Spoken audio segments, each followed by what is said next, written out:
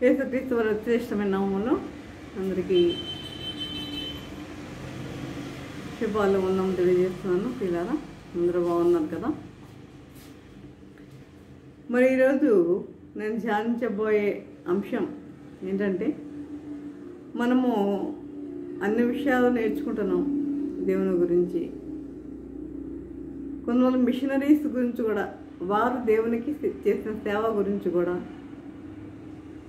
మనం నేర్చుకోవాలని అనిపించింది నాకు. కొంతమంది మిషనరీస్ని కూడా తెలియజేయాలనిపించింది. కాబట్టి ఫస్ట్ నేను ఎన్నుకున్నది ఏంటి ఎవరినంటే మదర్ తెరిసాను. మదర్ తెరిసా గురించి మనము కొన్ని విషయాలు ధ్యానించుకున్నాం. అందుకే చిన్న ప్రార్థన చేసుకున్నాం. పరిశుద్ధుడా, ప్రేమగల తండ్రి, నీ పరిశుద్ధ పాదమస్తోత్రము దేవా ప్రభా. తండ్రి, ఇంతవరకునైనా ప్రభా మమ్మల్ని సజీవులుగా ఉంచిన విధానాన్ని బట్టినైనా మీకు వందనం తెలియజేసుకుంటున్నాం ప్రభా.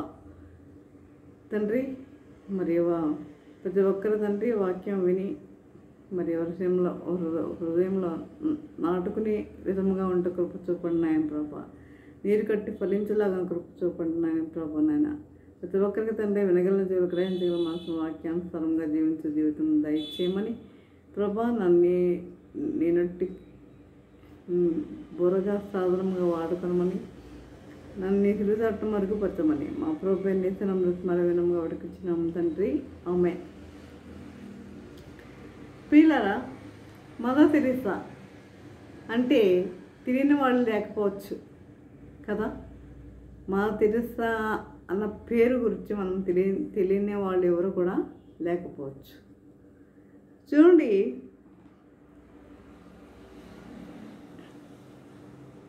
ఆమె తల్లి ఆమెకి ఏం బోధించిందో చూద్దాం. ఏమని బోధించిందో ఒకే ఒక మాట చెప్పింది తల్లి. మరి ఈరోజు తల్లులు బిడ్డలకు ఏం చెప్తున్నారు, ఎలా జీవించమని చెప్తున్నారో అన్న విషయాన్ని మరి దీన్ని చూసి మీరే మరి గుర్తించవచ్చు, గమనించవచ్చు. దీన్ని చూసి ఏమని చెప్పింది ఆమె తల్లి? ఒక ముత్యాన్ని సముద్రంలోనికి విసిరివేసినట్లుగా, ఒక ముత్యాన్ని సముద్రంలోనికి విసిరివేసినట్లుగా భావించి ఒక మంచి పని చేయి అని ఆగ్నేస్ బోధాక్షు అంటే ఇది మదర్ తెరిసా చిన్ననాటి పేరు. ఇది మదర్ తెరిసా చిన్ననాటి పేరు. ఆమె తల్లి డ్రానా చెప్పింది. డ్రానా తల్లి పేరేంటి? డ్రానా చెప్పింది. ఏమని? ఒక ముత్యాన్ని సముద్రంలోనికి పడవేసినట్లుగా భావించి ఒక మంచి పనిని చేయి. ఎంతమంది చెప్తున్నారండి ఈ రోజులో? తల్లిదండ్రులు ఎంతమంది చెప్తున్నారు బిడ్డలకు ఆ విధంగా చెయ్యండి అని? దీని గురించి నేను ఇన్స్పైర్ అయ్యాను చెప్పాలని. కాబట్టి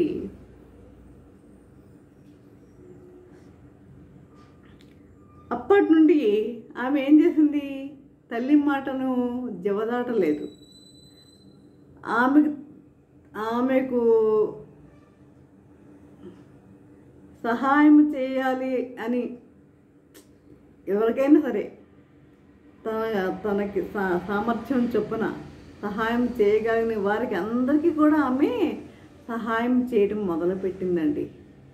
తల్లి మాటను జవదాటలేదు. తల్లి మాటను జవదాటలేదు మదర్ తెరిసా. మరి ఆమె ఎన్నడూ వెనుకంజ వేయలేదు.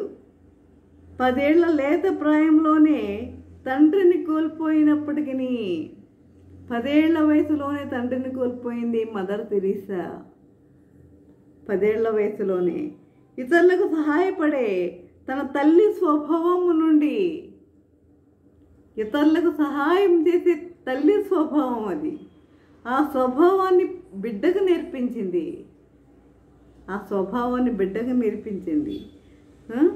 ఇతరులకు సహాయపడే తన తల్లి స్వభావం నుండి ఆగ్నేస్ ఎంతో ప్రేరణ పొందింది. ప్రియులారా, ఎంతో ప్రేరణ పొందింది. ఇతరులకు సహాయపడటం ద్వారా తన సమస్యల నుండి, తన తండ్రి మరణం వలన కలిగిన మనోవేదన నుండి తనకు స్వాంతన కలుగుతుందని ఆగ్నేస్ గ్రహించింది. ఆగ్నేస్కు గుర్తున్నంత వరకు డ్రనా తన పిల్లలందరినీ సేక్రెడ్ హార్ట్ సంఘానికి ప్రతి ఉదయాన్నే వెంట పెట్టుకుని సాయంత్రం వరకు కుటుంబ ప్రార్థనలో గడిపేది. తన పిల్లల్ని వెంట పెట్టుకుని కుటుంబ ప్రార్థనలో గడిపేది. ఒక సంఘానికి వెళ్ళి నీ పూర్ణ హృదయంతో నీ దేవుని ప్రేమించు, నీ పూర్ణ హృదయంతో నీ దేవుని ప్రేమించు అని డ్రనా తన పిల్లలైన అఘా, ఆగ్నేస్, లాజర్కు చెబుతూ ఉండేది. అంటే 3 పిల్లలు అన్నమాట. ఎవరు? అఘా, ఆగ్నేస్, లాజర్కు చెబుతూ ఉండేది.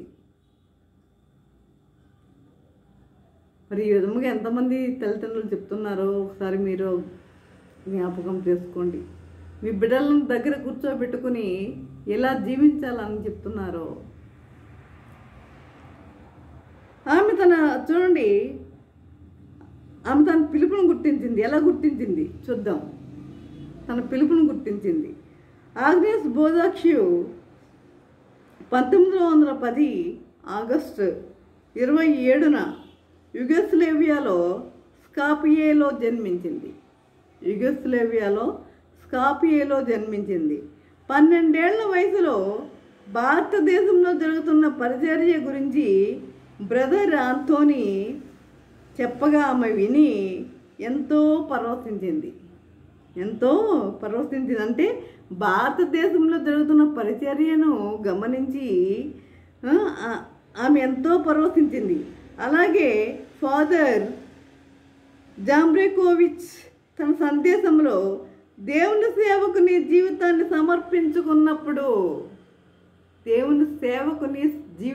సమర్పించుకున్నప్పుడు ఆయన నీ హృదయాన్ని తన పిలుపుతో నింపుతాడు. నువ్వు నిజంగా సమర్పించుకున్నట్లయితే ఆయన నీ హృదయాన్ని తన పిలుపుతో నింపుతాడు. నిర్దిష్టమైన ఒక పనిని నిర్వహించమని అంతరంగంలో తెలియజేస్తాడు. ఒక పని నిర్వహించమని అంతరంగంలో తెలియజేస్తాడు. ప్రభు తెలియజేస్తాడు అని తెలియజేసిన సమాచారం ఆమెను ఆకట్టుకుంది ప్రియులారా.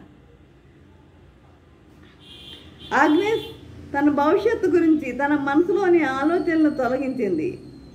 తనకు దాదాపు 18 సంవత్సరాల వయసులో భారతదేశం మిషనరీలతో ఆమె మరోసారి మాట్లాడింది. 18 సంవత్సరాల వయసులో భారతదేశంలో ఉన్న మిషనరీలతో మరొకసారి మాట్లాడింది. భారతదేశం పట్ల ఆమెకున్న ఆపేక్ష, ఆమె యుగోస్లేవియాలో జన్మించింది కానీ భారతదేశం పట్ల ఆమెకున్న ఆపేక్ష ఇంకా ఆమెలో సజీవంగా నిలిచి ఉంది. నేను మిషనరీని కాగలనా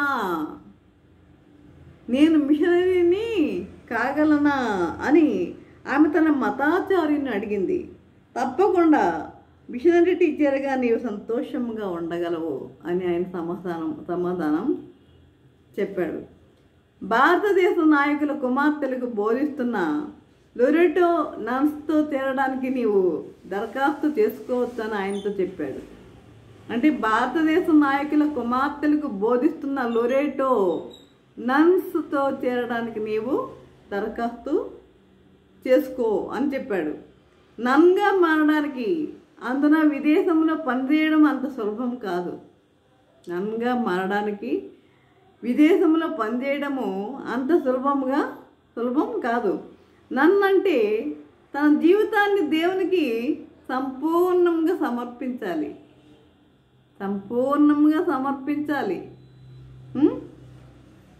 నన్స్ తామెప్పుడు తమ కోసం ధనము కూర్చుకోమని, ఎన్నడూ వివాహం చేసుకోమని, ఎల్లవేళ్ళ దేవునికి లోబడి ఉంటామని వాగ్దానం చేస్తారు. ఏం చేస్తారు వాళ్ళు? నన్స్ ఏం చేస్తారు?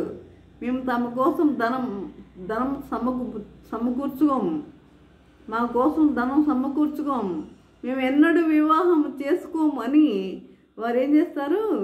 ఎల్లవేళ మేము దేవునికి లోబడి ఉంటామని వారు ఏం చేస్తారు, వాళ్ళు వాగ్దానం చేస్తారు.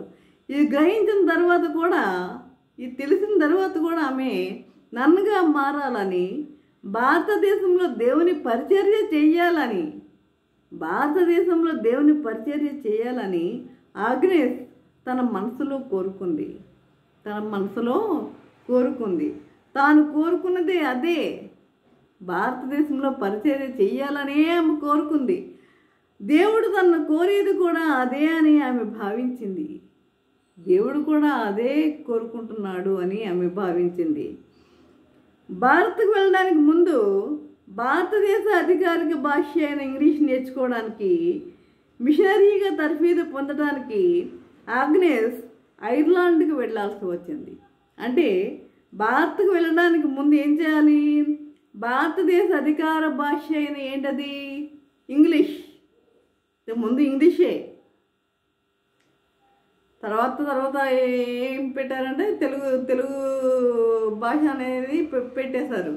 ఫస్ట్ ఇంగ్లీషే ఉండేది. అన్ని బుక్స్ కూడా ఇంగ్లీష్లోనే ఉండేవి, తెలుగు ఉండేది కాదు. లేదా ఒక సబ్జెక్ట్ అయినా ఉండేదేమో కానీ ఇక్కడ అధికారిక భాష అయిన ఇంగ్లీష్ నేర్చుకోవడానికి, మిషనరీగా తర్ఫీదు పొందడానికి ఆగ్నేస్ ఐర్లాండ్కు వెళ్ళవలసి వచ్చింది. అయితే ఆమె భారత్కు వెళ్ళడానికి సైన్యంలో పనిచేస్తున్న ఆమె సహోదరుడు లాజర్ అభ్యంతర పెట్టాడు.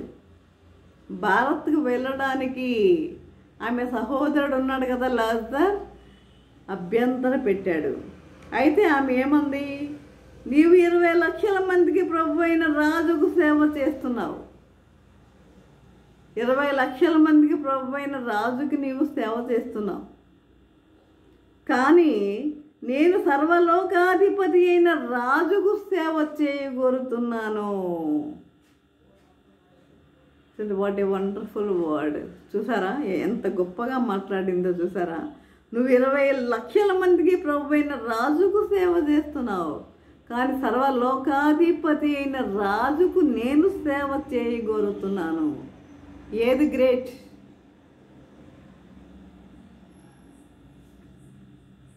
అని జవాబిచ్చింది. తన కుటుంబంతో వీడ్కోలు తీసుకొని ఐర్లాండ్లో శిక్షణార్థిగా చేరింది. ఎందుకు? ఇంగ్లీష్ నేర్చుకోవడానికి ఐర్లాండ్లో శిక్షణార్థిగా చేరింది. ఆగ్నెస్ జీవన విధానము, ఆమె వస్త్రధారణ పూర్తిగా మారిపోయింది. ప్రియులారా, ఆమె వస్త్రధారణ కూడా పూర్తిగా మారిపోయింది. 6 వారాల పాటు ఆమె ఐర్లాండ్లో గడిపి ఆ తర్వాత భారతదేశానికి ఓడలోను రైలులోను తన సుదీర్ఘ ప్రయాణం ప్రారంభించింది. తన ప్రయాణాన్ని ప్రారంభించింది. భారతదేశంలో డార్జిలింగ్లోని ఒక కాన్వెంట్లో ఆగ్నేస్ సంతోషంగా స్థిరపడింది. ఒక కాన్వెంట్లో, భారతదేశంలో ఒక కాన్వెంట్లో ఆమె సంతోషంగా స్థిరపడింది. త్వరలోనే ఆమె ఇంగ్లీష్ నైపుణ్యం సాధించింది. ఇంగ్లీష్ నైపుణ్యాన్ని సాధించింది ఆమె. బెంగాలీ కూడా నేర్చుకుంది.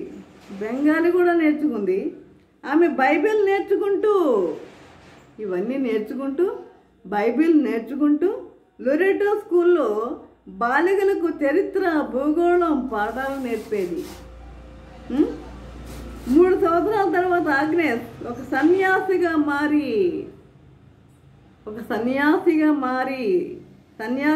మారి తాను నిరుపేదగా, నిష్కళంకంగా దేవునికి విధేయురాలుగా కొనసాగుతానని ఆయనకు వాగ్దానం చేసింది. సన్యాసినిగా అంటే ఏంటి? ముందు చెప్పుకున్నాం కదా, నన్ వాళ్ళే. కాబట్టి సన్యాసినిగా మారి తను నిరుపేదగా, నిష్కళంకంగా దేవునికి విధేయురాలుగా కొనసాగుతానని ఆయనకు వాగ్దానం చేసింది. ఆమె క్రీస్తుని వివాహం చేసుకున్నదనడానికి సూచనగా ఆమె వేలికి ఒక సన్నని ఉంగరం తొడిగారు. అంటే వివాహం చేసుకున్నదని అంటమంటే ఏంటి అర్థం? అక్కడ ఆమె క్రీస్తు బిడ్డ అని. క్రీస్తుని వివాహం చేసుకుందన్న సూచనగా ఆమె వేలికి సన్నని ఉంగరం తొడిగారు. ఆమెకు కొత్త పేరు పెట్టుకుని ఆధిక్యత కూడా ఇచ్చారు. నువ్వు కొత్త పేరు కూడా నువ్వు పెట్టుకోవచ్చు అని ఆమెకు ఆధిక్యత కూడా ఇచ్చారు. అప్పుడు ఆగ్నేస్ చిన్న వయసులోనే మరణించినప్పటికీ దేవుని పట్ల ప్రేమ గలవారు చేసే అతి చిన్న పనులైన పరిపూర్ణంగా చేయవచ్చని తెలియజేస్తూ పుస్తకం రాసిన ఫ్రెంచ్ దేశానికి చెందిన ఒక సన్యాసిని సెయింట్ టెరిసా పేరుని ఎన్నుకుంది. సెయింట్ టెరిసా ఆమె పేరుని ఈమె ఎన్నుకుంది. ప్రియులారా, ఆమె పేరుని ఈమె ఎన్నుకుంది. ఇంకాస్త కొద్దిగా చెప్పి కొన్ని నిమిషాలు చెప్పి నేను ముగిస్తాను, తర్వాత కంటిన్యూ చేసుకుందాము. తర్వాత కలకత్తాలో నూతన సాహసం ఎట్లా తీసుకుని చూద్దాం. నూతన సాహసం కలకత్తాలో అనతికాలంలోనే సిస్టర్ టెరిసా కలకత్తాలోని సెయింట్ మేరీ స్కూల్కు బదిలీ చేయబడింది. సెయింట్ మేరీ స్కూల్ గోడల మధ్య ఆమె ప్రశాంతమైన నిర్మలమైన జీవితాన్ని ఆస్వాదించింది. ప్రశాంతంగా జీవిస్తుంది ఆమె. ఆ సెయింట్ మేరీ స్కూల్ గోడల మధ్య ప్రశాంతమైన నిర్మలమైన జీవితాన్ని ఆస్వాదించింది. ప్రతి ఉదయం ప్రార్థన చేయడానికి ఆమె వేకువనే నిద్ర లేచేది. పగలంతా బాలికలకు బోధించడం, నిద్రకు ఉపక్రమించే ముందు ప్రార్థించడం ఆమె దినచర్య. పగలంతా బాలికలకు బోధించడం, నిద్రకు ఉపక్రమించే ముందు ప్రార్థించడం ఆమె దినచర్య. టీచర్గా మంచి పేరు తెచ్చుకుని త్వరలోనే స్కూల్ ప్రిన్సిపల్గా నియామకం పొందింది.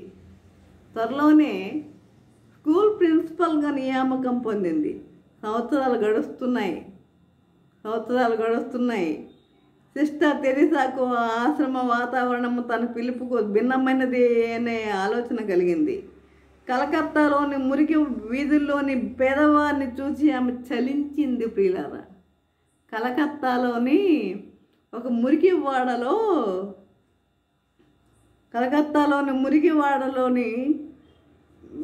వీధుల్లోని పేదవారిని చూసి ఆమె మనసు చలించింది. ఆమె కళల్లో కూడా మరణించే వారి గాయాలపై క్రిములు పారాటం,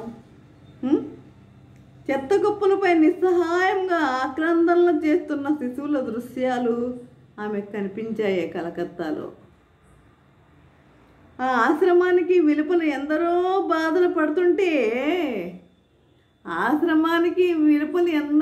బాధలు పడుతున్నారు. భయంకరమైన బాధలు పడుతుంటే తాను మాత్రం ఇక్కడ సౌకర్యాలు అనుభవిస్తూ ఎలా కొనసాగాలని ఆమె తనలో మదన పడేది. నిజమే కదా. బయట ఎంతోమంది భయంకరంగా అసలు ఆకలి అవుతుంటే వాడికి ఆహారం కూడా వారికి దొరకదు. ఏది ఆ యొక్క అంటే కలకత్తాలో అయితే ఇంకా ఎక్కువ జనాంగం కాబట్టి అక్కడ ఇంకా ఎక్కువగా ఉండేది ఇలాంటి దృశ్యాలు. ఇక్కడ కూడా ఈ యొక్క చెత్త కుప్పల్లో మరి వదిలేసిన ఆహారాన్ని విసిరివేసిన విస్తరుల్లో అన్నం తినేవారు అనేక మందిని నేను చూసా. అనేక మంది ఉన్నారు అలాంటి వాళ్ళు. ఆహారం లేక వాటిని తీసుకుని తింటూ ఉన్నవారు అనేక మంది ఉన్నారు. మరి వాళ్ళందరూ ఆ విధముగా ఉన్నప్పుడు మనం ఏం చేస్తున్నాం? మనము మన ఇంట్లో మనం మంచిగా మనం బాగుంటే చాలు. మన సౌకర్యాలు అనుభవిస్తే చాలు. బయట వాళ్ళు ఏమైతే మనకేమి అన్న దృక్పథంతో మనం జీవిస్తున్నాం. ఇదే దృక్పథం మదర్ తెరెసాలో కలిగింది. బయట ఆ విధంగా ఉంటే అంత భయంకరమైన దృశ్యాలను చూస్తుంటే నేనైతే ఇక్కడ సౌకర్యాలు అనుభవించి ఎలా కొనసాగగలని ఆమె తనలో మదనపడేది. ఇంకా ఏదో చెయ్యాలని ఆమె తీర్మానించుకుంది. ఇంకా ఏదో చెయ్యాలి, నేను చెయ్యాలి అని తీర్మానించుకుంది ప్రియులారా. కాబట్టి 1946 సెప్టెంబర్లో వార్షికోత్సవానికి వెళ్తుంది ఆమె. ఇప్పుడు 1946 సెప్టెంబర్లో వార్షికోత్సవానికి వెళ్తుండగా దేవుడు ఆమెతో ఒక నిశ్చలమైన సన్నని స్వరంతో సన్నని స్వరముతో, మన ప్రభు సన్నని స్వరముతో మాట్లాడతాడు కదా. సన్నని స్వరముతో మాట్లాడుతూ ఆ ఆశ్రమాన్ని విడిచి నిరుపేదలకు సేవ చేయమని చెప్పాడు. మనకు తెలుసు ఏమని చెప్పాడంట, నిరుపేదలను విడిచి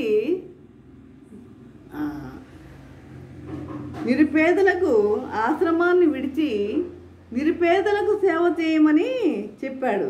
దీని గురించి ఆ వార్షికోత్సవ సమయంలో పదే పదే ప్రార్థించి తిరుగు ప్రయాణములో కలకత్తా చర్చి అధికారి అయిన ఆర్చి బిషప్ను కలిసి లోరెటో సిస్టర్స్ను విడిచి వెళ్ళడానికి తనకు అనుమతి ఇమ్మని కోరింది.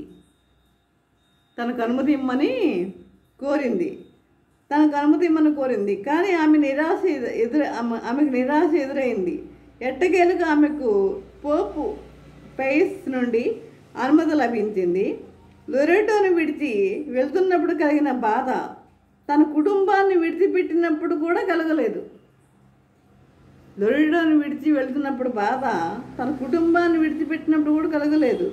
కన్నీటి వీడ్కోలతో ఆమె పాట్నాకు పయనమైంది. మురికివాడల్లో రోగులకు సేవ చేయడానికి కావలసిన వైద్య విద్యలో ఆమె తర్ఫీదు పొందడానికి మెడికల్ మిషన్స్ సిస్టర్స్తో ఆమె కలిసి పనిచేసింది.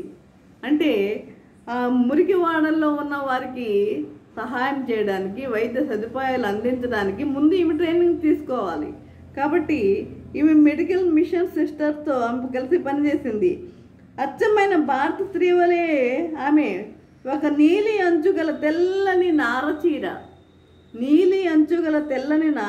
ధరించింది. తన ఎడమ భుజానికి చిన్న సిలువ గుర్తును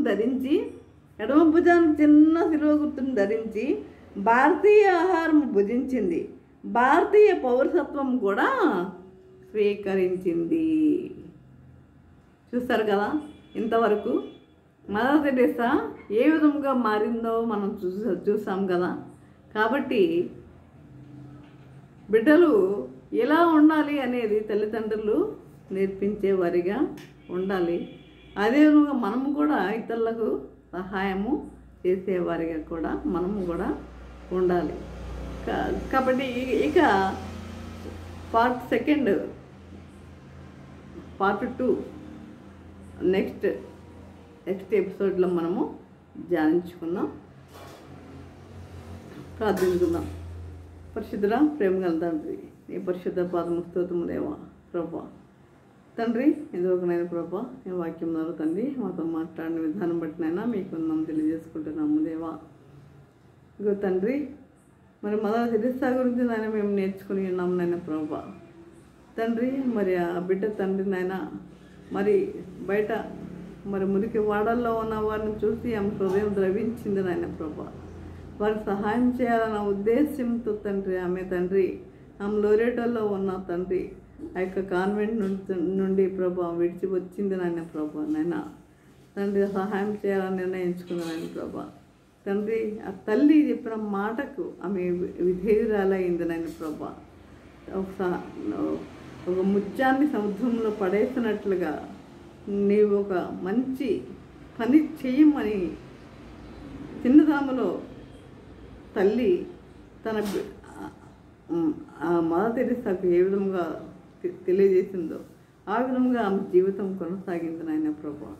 తండ్రి, ఆ విధంగా కూడా తండ్రి మేము జీవించుటకు, మా మనసులో మారుటకు తండ్రి, మేము కూడా అనేక మందికి సేవ చేయుటకు తండ్రి మాకు ఈ సౌకర్యాలు ఉన్నాయి, మేము బాగుంటే చాలు అన్న విషయంలో మేము ఉండకుండా తండ్రి మేము కూడా తండ్రి మా హృదయములను కఠినపరచకుండా నాయన ప్రభా అనేక మందికి సహాయం చేసే విధముగా ఉంటకు నీకు చూపమని మా ప్రభు వేసే నా బ్రతమాలు వినమ్మగా వేడుకుంటున్నాము తండ్రి. ఆమెన్. తండ్రి దేవుని ప్రేమయు కుమారుడైన యేసుక్రీస్తు కృపయు పరిశుద్ధాత్మిక సహవాసము సకల దేవుని సదాకాలము ప్రభా తండ్రి ఎంతమందైతే ప్రభా వాక్యం విన్నారో ప్రతి ఒక్కరిలో మనసు చదువుటకు కృప దయచేయమని వేడుకుంటున్నాము తండ్రి. ఆమెన్. ఆమెన్. ఆమెన్.